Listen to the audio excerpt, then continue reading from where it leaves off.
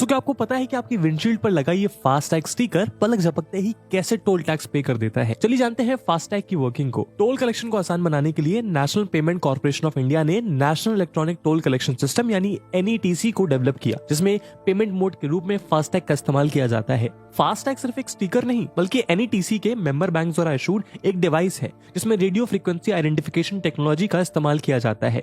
जब गाड़ी toll plaza पहुंचती है तो वहां पर लगे RFID रीडर्स फास्टैग को रीड करके फास्टैग ID और व्हीकल की डिटेल्स कैप्चर करते हैं और एक्वायरिंग बैंक्स को प्रोसेसिंग के लिए भेज देते हैं।